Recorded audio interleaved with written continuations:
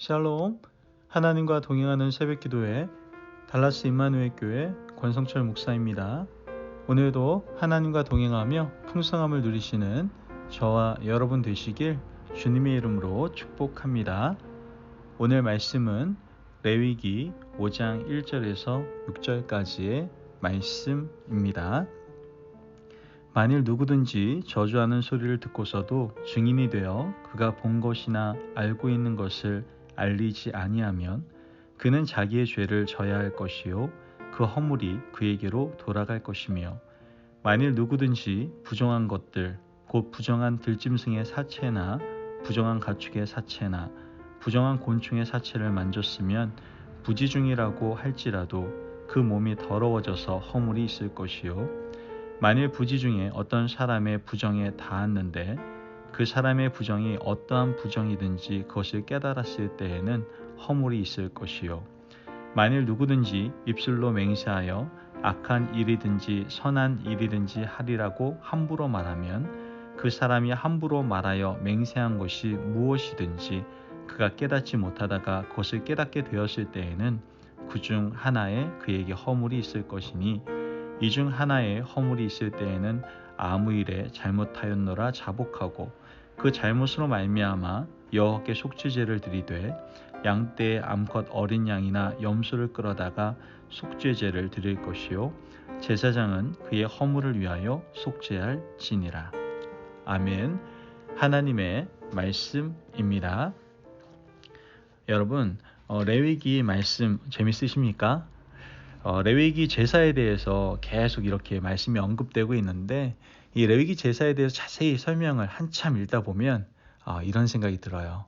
나는 지금 어디고 내가 지금 뭘 하고 있는 거지? 이런 생각이 들 때가 있죠. 성경 통독을 잘 하다가도 레위기를 극복하지 못하는 이유가 여기에 있다라고 생각을 합니다. 여러분, 그럴 때는요, 레위기를 잠깐 빠져나와서 하나님께서 레위기를 주신 배경을 우리가 한번 생각해 볼 필요가 있습니다. 하나님께서 레위기를 주신 자리는 이스라엘 백성들이 출애굽해서 가나안 땅을 향해서 가던 여정 가운데 있는 바로 시내산 아래였죠. 이스라엘 백성들이 이집트 노예로 살 동안 하나님 없이 종으로 살았기 때문에 사실 그들에게는 율법이 없었습니다. 그래서 10가지 정도는 반드시 지켜야 된다라고 주신 것이 바로 십계명이었죠. 그리고 십계명을 기본으로 더 구체적으로 하나님과 관계를 맺고 교제하도록 하기 위하여 예배의 표준으로 주신 것이 바로 레위기의 계명이다라는 거예요. 그래서 우리가 레위기를 읽어가다 보면요, 하나님이 예배에 대해서 얼마나 세심하게 다루시는지를 우리는 잘 알게 됩니다. 한 번도 하나님이 이렇게 예배하지 않은 이러한 이스라엘 백성들에게 하나하나 가르쳐 주시는 하나님의 성실함이 드러나는 것이죠. 오늘 본문은 속죄제를 말씀하고 있습니다. 이스라엘 백성들에게 있어서 가장 광범위한 제사가 바로 이 속죄의 제사입니다. 속죄제는 제사장으로부터 시작해서 이스라엘 온 백성 그리고 족장과 평민에 이르기까지 누구나 죄를 짓기 때문에 그 죄에 대한 규정을 설명하고 있습니다. 제사장의 죄는 무겁게 다루어서 숫송아지로 하나님께 드릴 것을 규정했고요. 족장은 순염소, 평민은 암양과 암염소를, 가나안 백성들은 산비둘기나 집비둘기를 드리라고 말씀하셨죠. 오늘 본문을 보면 이스라엘 백성들의 죄에 대해서 하나님께서 말씀을 하십니다. 레위기 5장 1절 말씀을 보면, 만일 누구든지 저주하는 소리를 듣고서도 증인이 되어 그가 본 것이나 알고 있는 것을 알리지 아니하면 그는 자기의 죄를 져야 할 것이요 그 허물이 그에게로 돌아갈 것이며, 우리가 말씀을 보면 자신이 해야 되는 일이 무엇인지 알면서도 행하지 않고 수수방관하는 것은 뭐라는 거예요? 죄라는 말씀이에요. 행동으로 어떤 짓을 하는 것도 죄지만 아무것도 하지 않고 가만히 있어도 죄가 된다는 것이죠. 이를테면 길을 가다가 누군가가 해코지를 당하는 것을 봤어요. 사람들에게 둘러싸여서 매맞고 있는 것을 봤어요. 한국은 요즘 왕따를 괴롭히는 일들 때문에 한참 굉장히 큰 어려움을 당했었는데요. 그런 일이 벌어졌다고 한번 생각해 봅시다. 그런데 아무런 조치를 취하지 않고 그냥 지나가 버리는 거예요. 그런데 그 사람이 죽었습니다.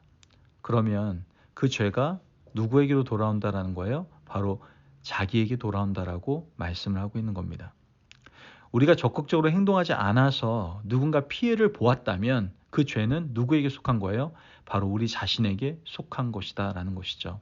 물론 억울할 수도 있을 겁니다. 우린 때린 적도 없는데 죄값을 치러야 된다고 하니 얼마나 억울하고 속이 상하겠습니까? 그러나 하나님이 이렇게 말씀하신 이유가 무엇일까요? 바로 이 공동체성 때문입니다. 말하지 않고 행동하지 않음으로 그 피해를 이웃이 져야 된다면 그 죄는 바로 우리에게 있다라는 거예요.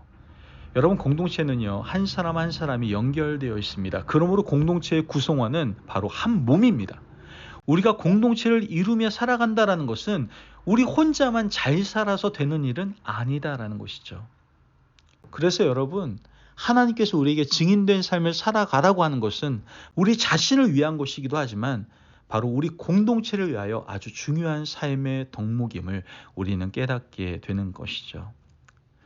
오늘 본문 2절 말씀을 보면 만일 누구든지 부정한 것들, 곧 부정한 들짐승의 사체나 부정한 가축의 사체나 부정한 곤충의 사체를 만졌으면 부지중이라고 할지라도 그 몸이 더러워져서 허물이 있을 것이요. 말씀에서는 죽은 짐승의 사체를 함부로 만지지 말라고 이야기합니다. 왜 그럴까요? 바로 전염병을 우려한 말씀임을 우리는 깨닫게 됩니다. 여러분, 공동체는 혼자 사는 곳이 아니기 때문에 사체를 무심코 만졌다가 전염병을 옮기면 큰 문제가 생기게 됩니다. 하나님이 주신 이 율법의 의미는 사체에 있는 병이 옮아서 공동체를 위험에 빠뜨릴 수 있기 때문에 이렇게 말씀하셨다라는 것이죠. 즉, 율법의 정신은 공동체를 보호하기 위함이에요.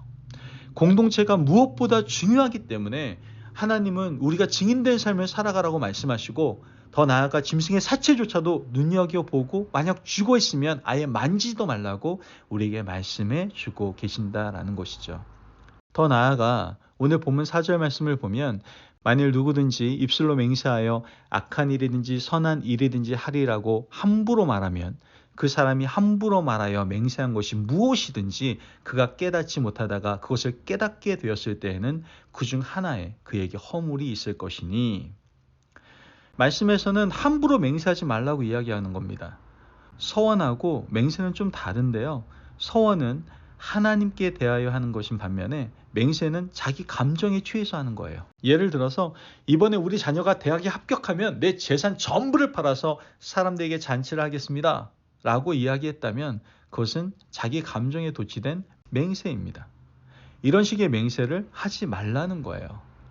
그렇게 맹세했는데 나중에 그것을 지키지 못하게 된다면은 그 맹세한 것에 대해서 지키지 못한 것을 깨닫게 되었을 때 속죄 제사를 드려서 우리의 가벼운 입과 우리의 충동적인 마음을 다스리라고 말씀하고 있는 것이죠.